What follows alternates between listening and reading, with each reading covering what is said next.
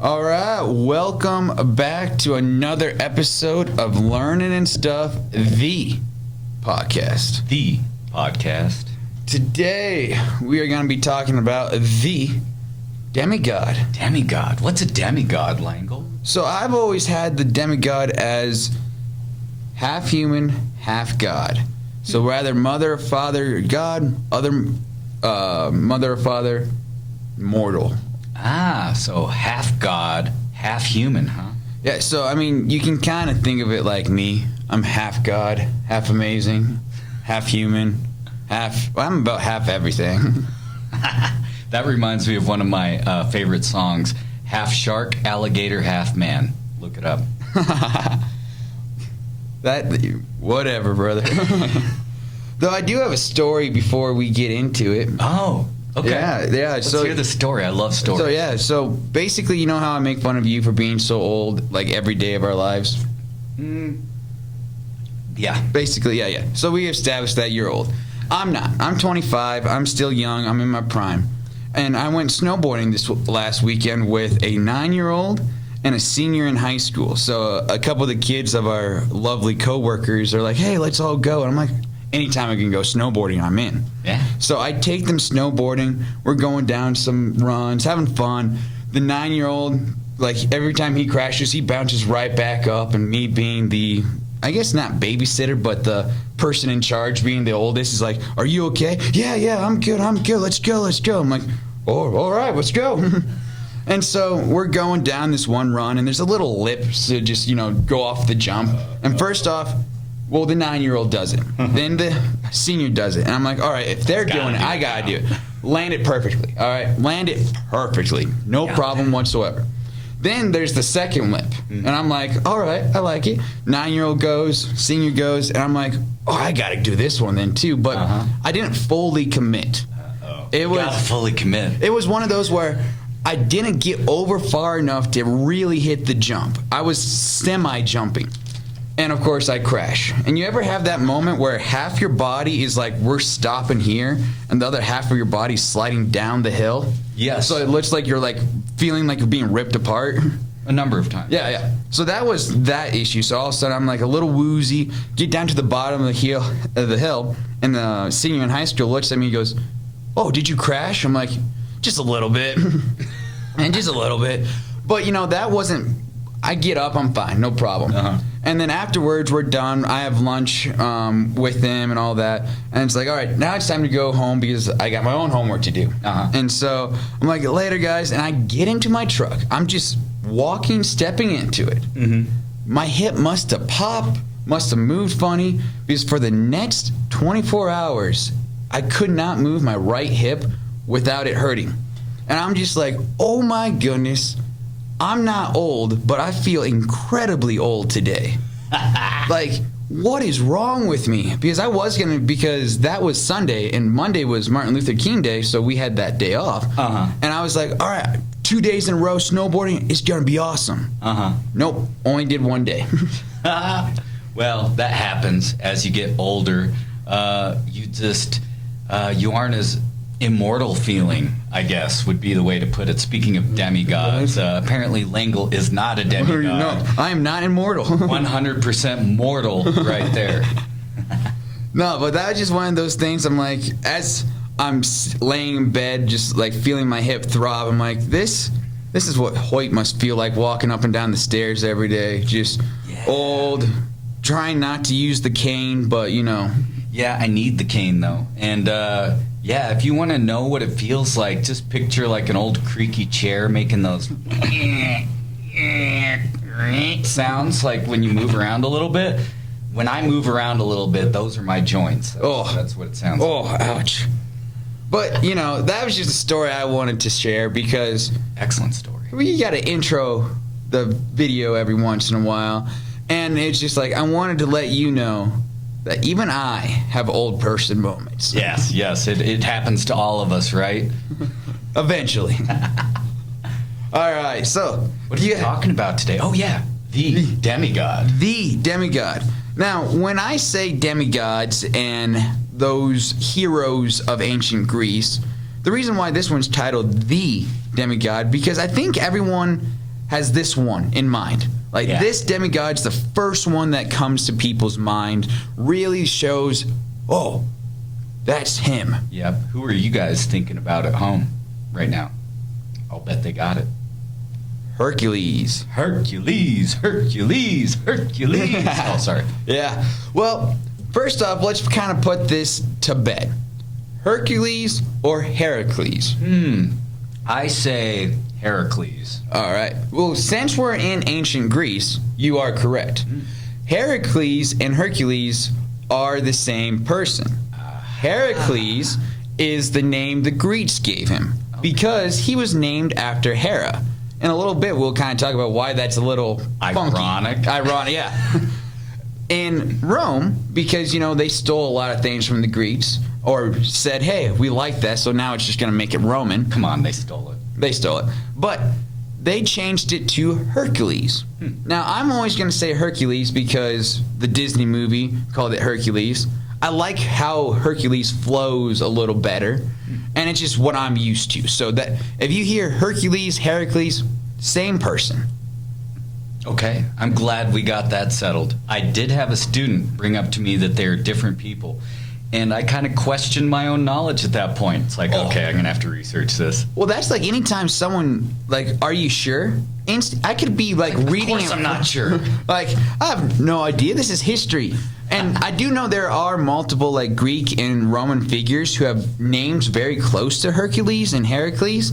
So it's one of those where you're like, it could be a person you're thinking of, just a different spelling, different name on that front. So let's start at the beginning with Hercules. We're going to talk about his 12 labors because that's his really big, cool story. But we kind of need that background information. So first thing first, he was the son of Zeus and the son of a mortal. Wait, not the son of Hera? Not the son of Hera. Zeus is actually really excited for Hercules to be born. He's kind of really pumped to have this son. I'm guessing prophecies and just that feeling of Hercules is going to do something great. He Yes, really wants that. That's what I gathered as well. I don't, sometimes you see these gods kind of hoping that a child won't be born to him, but Zeus in this case was excited for the birth of Heracles. Yeah, so Hercules is born and Hera is mad. Oh my goodness. She's always mad. She's always mad, and Zeus is one of those where he brings it on himself a lot of the times. And I think Hera, this is just my personal opinion, kind of goes a little too far with Hercules. I totally get the vengeance and the wrath of Hera, but we might touch on some things before the 12 labors that kind of go like, oh, hey, Hera, that's a little too much. Yeah, vengeance can be kind of fun sometimes, but as we'll learn through this myth, sometimes you can take it too far. Too far. And so, first off, she sends snakes to go kill this baby. Like it's a few days old, and there's snakes now slithering in to bite and kill this baby. Well, it doesn't happen because Hercules inherited Zeus's strength, and he just takes out the snakes no problem. Yeah, and remember, this is a newborn baby. Yeah, but newborn. I mean, 2 snakes coming after him, what does he do? Exactly. I mean, whatever they do. Yeah, And so Hera is really hating that. She's fed up with Zeus's antics. Even though they named him Heracles after Hera, she's like, no, I don't care. Thanks, but no thanks. Yeah, it does nothing for her. So she continues to haunt Hercules kind of like throughout his life. He's growing up, he becomes an adult, and he actually falls in love. Megra, if you have watched the Disney version of Hercules, I'm starting to sing the I Won't Fall in Love, or I Won't Say I'm in Love song, and that whole big idea. Really good song, really good movie. But they fall in love, they have children. He's got like a happy family. But Hera couldn't let it be. Yes. This is where I say she goes too far. And like Hera basically makes Hercules start to hallucinate. He starts seeing demons. He's with his family. They're at the park having fun, just kind of like that, enjoying the day. And all of a sudden, Hercules starts seeing demons. Now, This is a guy who's extremely strong, extremely good at fighting, and demons are here to hurt his family. That's what he's seeing. That's what he's seeing. Hera is causing him to have these illusions, these hallucinations. Yeah, and so he does what he does best and gets rid of the demons. Well, once the demons are slain, he comes to. He's no longer being hallucinated. He's no longer hallucinating at this point, and he realizes what happened. What happened, Langel? Those demons were actually his family. So he just murdered his family, and Hera kind of forced him to do so. And that's where I'm like, all right, you just took it out on some innocent people. You just kind of took it out on, not like, I get being mad at Hercules. I get being mad at Zeus. But, like, those innocents, they were slain right away, and just, it hurts. It hurts. Does. You know, definitely taken it too far. I think everybody would agree with that. And that's what I love about all these myths. It's relatable stuff here. Mm-hmm. And one thing about these labors, too, that he goes through is all of a sudden they escalate kind of quickly. Like, all of a sudden it's like, oh, snap, we're doing this now? It's like, let's calm down a little bit. Okay, so these 12 labors are going to be kind of like a test. Yeah, so basically he kills his family. He's no longer allowed to be a god. He's just human now because he did something awful. It wasn't his fault, so to speak, but he still committed the murders, so he has to cleanse himself. And so to do this, to gain Hera's blessing, to be allowed back into Olympus, to be allowed to see his father again, he has to complete the 12 labors. Yes. And Hera, being the sly person she is, enlists actually the king of Mycenae to help her with these 12 labors. Do you know why the king of Mycenae is kind of a special character here? You remember it from that video we watched? No. It was his cousin.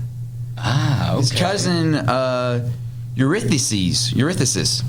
Okay, Hercules' cousin through his mother. Yeah. Okay. Yeah. So they were cousins. Since Eurystheus was born first by, like, a matter of days, he became king of Mycenae. That's right. And Hercules just had to deal with it. Mm-hmm.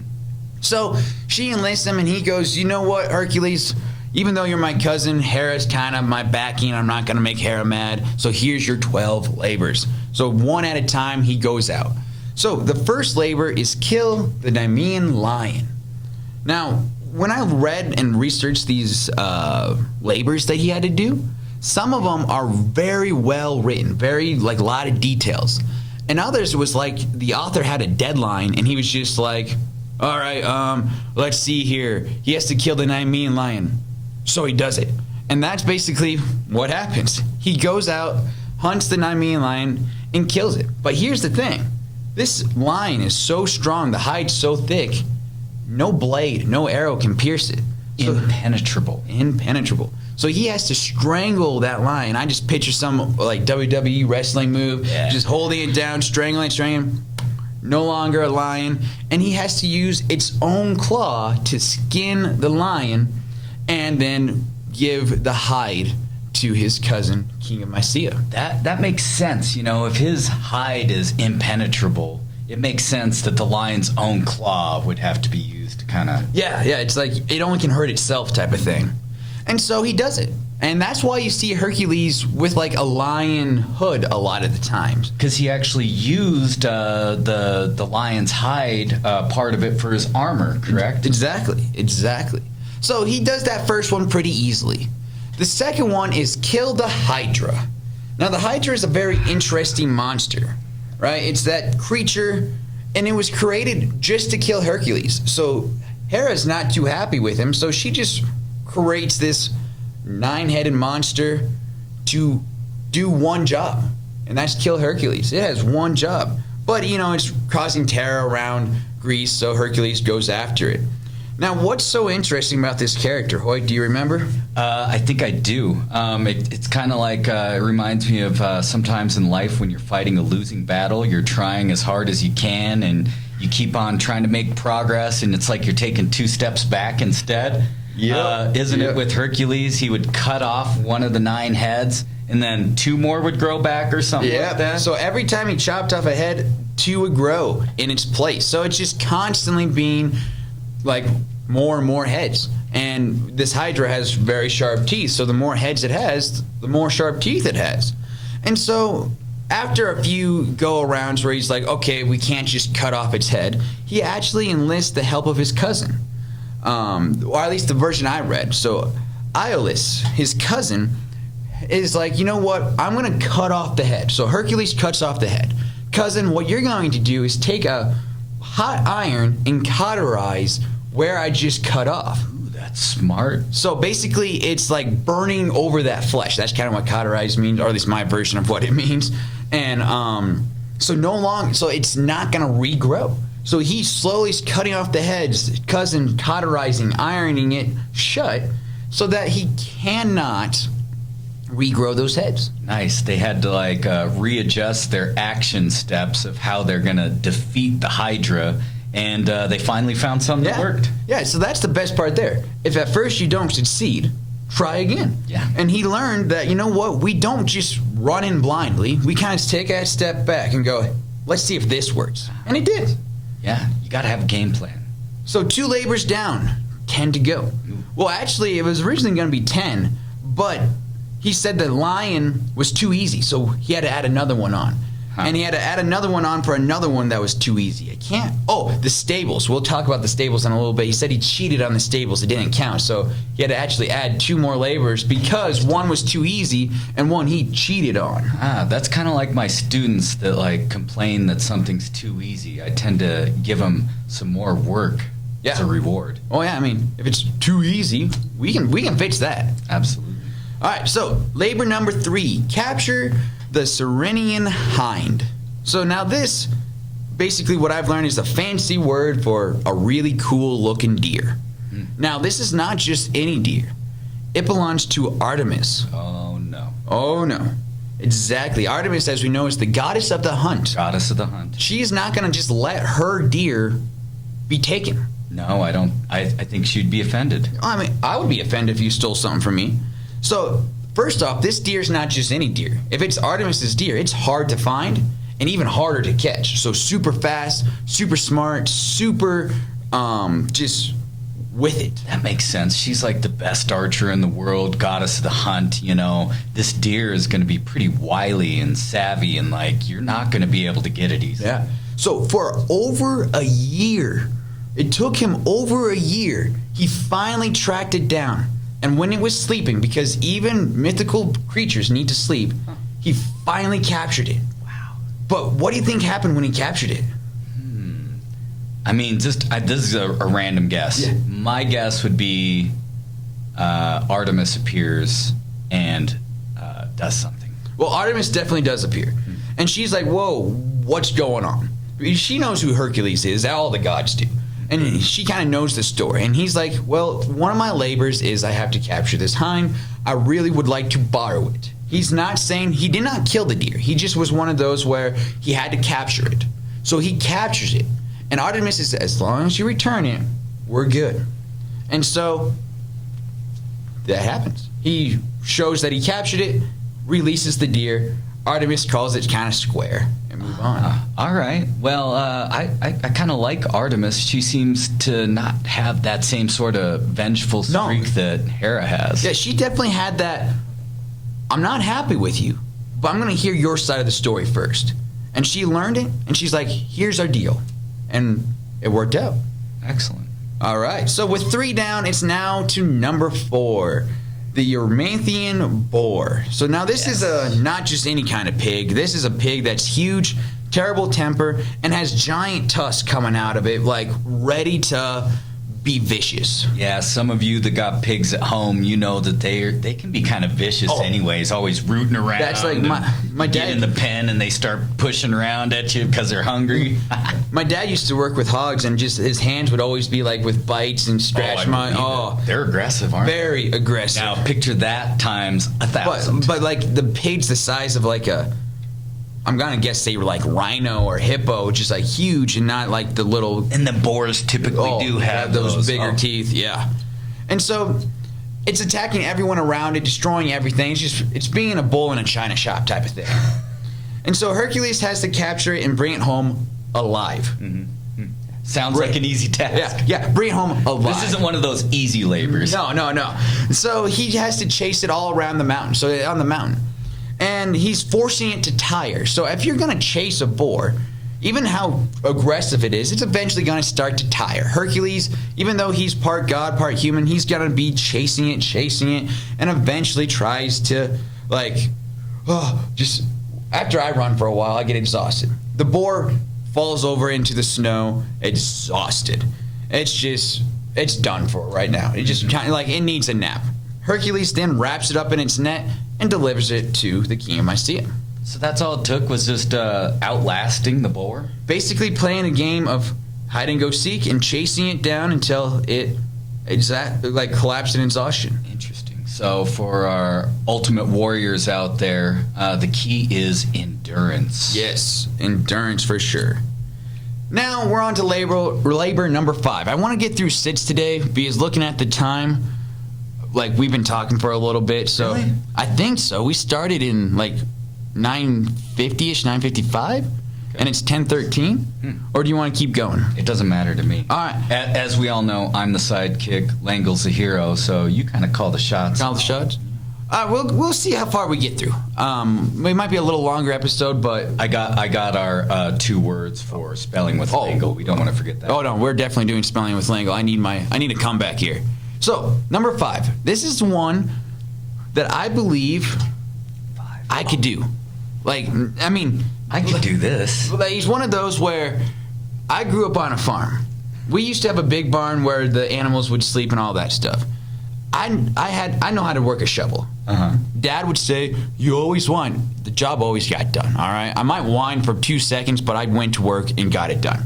Even though we had the tractor, I used the shovel. But details. And so, what the labor I believe I could do is clean King Augustus' stables. So this king has more cows than anyone else. He has a very fine herd, and they're all in this giant stable.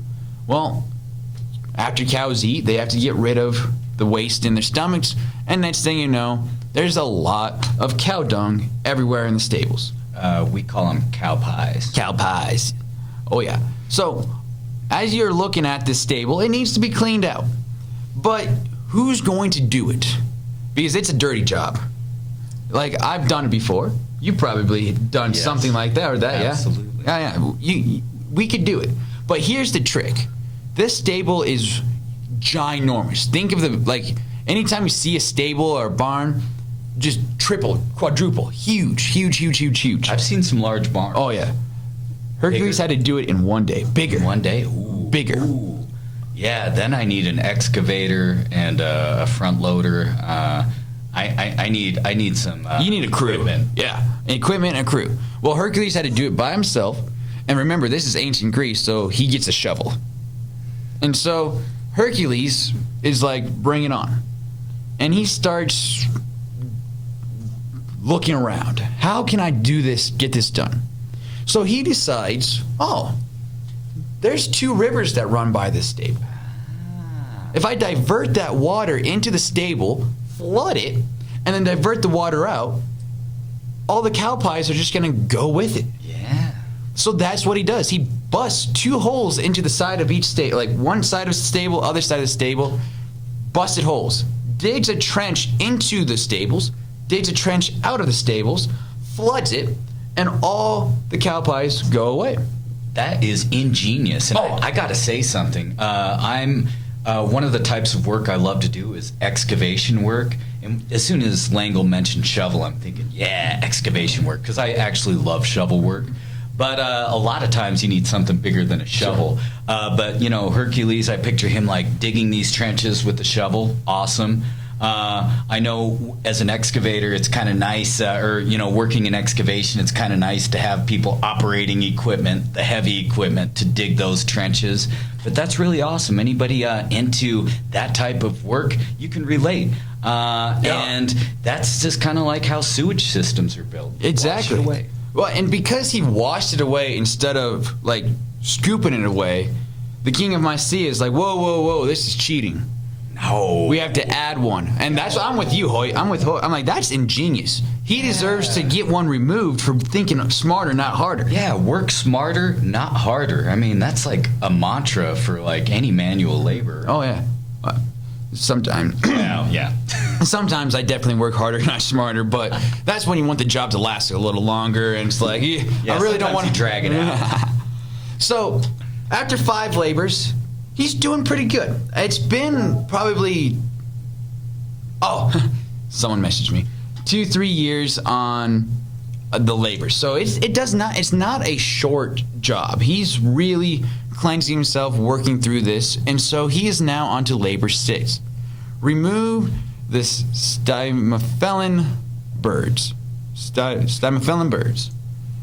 Now, there's a lake, and there's, of course, man-eating birds on this lake. See, the birds, I was like, this sounds easy, but nice twist. Man-eating birds. Okay, now it sounds a little tougher. Yeah, and that's one of those things I think back in Hercules' day or in Greece, they're like, all right, how can we make this creature more scary? It's man-eating. Yep. Because that's scary. We're going to get into other man-eating things that he had to attack. But, so these birds, they're on the lakes. They've been eating people one by one. And so... These got to be gigantic birds. Oh, yeah, that's like, I'm trying to picture them. I'm thinking like... like pterodactyl? Pterodactyl type of thing. But like with pterodactyl kind of size... But for some reason, I'm picturing like flamingo or sandhill crane type of like body. More like an eagle, like a bald eagle or something. Well, just because they're like standing on the water and they're like on the water. Okay. Or maybe a giant duck. Yeah. Maybe it looks like a giant duck, nice and cuddly, and you like walk up to it. Oh, that would just be hilarious. Well, until you got eaten. But yeah, until you got eaten. It's all fun and games until you get eaten. So he's arriving at the lake. The flock of birds is huge, just hundreds of them, just covered everywhere. So how do you scare them away? Well, I would start singing. Singing? Well, I've heard your singing voice. That'll definitely do it. But, these birds, you're on the right track. You got to make that noise. You got to spook them up. Get them into the air.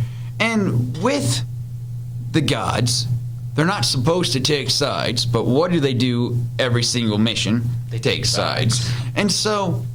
they bring it out, and Athena is like, hey, here's some noisemakers. These are like those clappers. I think of like back when I was younger, you had that stick with 2 hands on it, and when you waved it back and forth, they would like clap for you.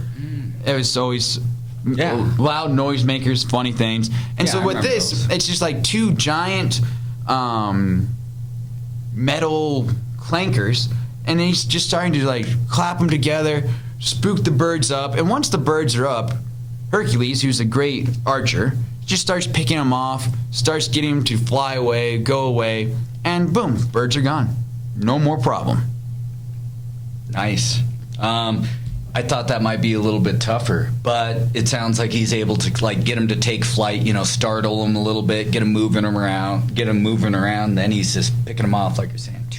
Yeah. I mean, once you start realizing the animal is being killed there, you don't want to go back. So they're going to find a different place. Oh, yeah, okay. And so, this lake. Yeah. There's other lakes in Greece. We'll go there. And so, like I said, halfway through, he's looking pretty strong. He's looking pretty good. Oh, we're halfway through our labors, right? Halfway through our labors. So if we're halfway through, too, I think that would probably be a decent place to kind of transition to whatever you want. I'm with you on that. I'm like, I wanted to get through 6 labors. We got through 6 labors. The final 6, which will be talked about next time, are pretty interesting too. So a little cliffhanger there, a little teaser. Don't know when we'll be able to record the next one. Hopefully soon, but if not, it'll be next week. So be watching out there. So a little cliffhanger. So halfway through, Hercules has had his work. He's definitely had to work through. And a few years have gone by. Oh yeah, he's probably in like year 4 now. Okay. So it's like not an overnight thing. He's definitely earning his chance to go back. So with that being said, it is time for our favorite segment, Spelling with Langel. Yes. So what's your record now? I am 1 and 4, or 1 of 4. So 1 and 3. So we got some easier ones this week. We're always trying to, help Langel build up his confidence with the spelling. So, yes, of all the people, I need a confidence booster, don't I? So instead of, I'll give him the easy one second. So I'll start out with the tougher one. I dig it. So a lot of what we know about history comes straight out of the earth, right? So one of the jobs I am fascinated with is, here's the word, archaeology. Yeah. Once you said out of the earth, I knew it was going to be archaeology. Oh, snap. Snapola. All right, archaeology. Archaeology. Okay. I'm going to go in confident, but there's a little, like in the middle there where I'm switching between arc and ology. I'm not sure with the letters. You threw yourself off last time. You're like hip, hip, hip. So you don't want to start with arc. You might just... Yeah. Archaeology. All right. Because of traditional spelling bee rules, archaeology. A-R-C-H-E-O-L-O-G-Y. Archaeology. That is so amazing. So amazing. You were only missing one letter. So is there it's a victory when he's that close. Is there another A in it? Yes. Langel, that was so close. I didn't think you were going to get that close. So I'll go ahead and give you the full-on spelling. A-R-C-H-A-E-O-L-O-G-Y. It's that A before the E that's going to throw you off every time. And that's just like with a lot of ancient Greek spelling, too. They have that A-E sound, and the A doesn't really do any of the talking, and I called it, too. Like, looking at the playback, because we had some recording issues, but hey, we're here. I called it. I knew that between the arc and the ology, I wasn't sure if it's A-E, E-A, or just E. And I went with the Sam Langel spelling of simpler's better, and just hit the E. That was excellent. So now you're 1 for 5? 1 for 5. Dang. 1 for 5. Well, good thing that we do have an easy one for the last one. Now, this last one doesn't even have to do with history. A lot of times I like to use a word that's historically related, or, something that we'd actually talk about in class. But I wanted to give Langel something easy. So, you ready for this one, Langel? Always. Okay. Ridiculous. Are you kidding me? Is it that hard? Ridiculous. This is ridiculous. It's ridiculous that it's hard for me, because it's the E's and the I's. Ridiculous. Okay. All right. I'm probably gonna miss it because you're trying to throw me a bone. I appreciate it. But I'm also like... I'm a trickster, too, just like Hermes. So, ridiculous. Even when I'm throwing you a bone, there's going to be like... I'm gonna go in with what I think, and I'm not even... I'm not confident at all even how it starts. R-E or R-I, but I'm going to go with what I think. You're going to start with R? Sorry. All right. Ridiculous. R-I-D-I-C-U-L-O-U-S. Oh my goodness. Is this it? There we go. Ridiculous. He got it. So it's always tempting to do R-E. Yeah. Ridiculous. And, with the hip, hip, hip and all that, I thought he was just going to go R-E straight off the bat. But wow. R-I-D-I-C-U-L-O-U-S. So first off, I got to give a shout out to Rob Deerdeck and his show Ridiculousness, because I used to watch that, and he spelled it. It was spelled... Ridiculous was spelled correct or whatever, so it's like R-I. I knew it was R-I. So he probably thought back to the show, and then he was picturing Rob Deerdeck and all the ridiculousness that he'd have on that show, and he could literally see the word spelled out, and I think that's what guided him through. I imagine it in my mind's eye. Well, that's always fun, and I'm glad that me throwing him a bone actually worked. Yeah. Now you're 2 for 6. 2 for 6, yeah. 30% is good for... 33, I'll take it. Yeah, 33%. What is that a good rate of? Maybe like a batting average. Yeah, that'd be a good batting average. Definitely not a good free throw shooting. No. Yeah, not even a good 3-point shooting percentage anymore. I mean, 33% used to be serviceable in the NBA. Oh yeah, but now 33%. It's like no bueno, no bueno. Yeah. So basically, after my victory, I'm riding pretty. I'm gonna sit up a little straighter. Yeah. Talk a little clearer. People are going to be like, Langel, why are you having such a good day? It is a good day. It is going to be a good day today. Well, with that being said, it's time for the homework. We've talked about Stitch Smiths. We talked about Hercules as a little kid, kind of in the 18 or 20-year-old. And we want to know, of the myths we've talked about so far, what's your favorite? Yeah, and on top of that, if you want to take it a slightly different direction, you could tell us which of the 6 labors you personally think would be the toughest. Oh, I dig that. And I'm going to add another curveball. All right. Keep on adding to it. Because these are all opinionated questions. It's not that hard. So, which is your favorite? Which do you think is the toughest? Which is the one you think you could do?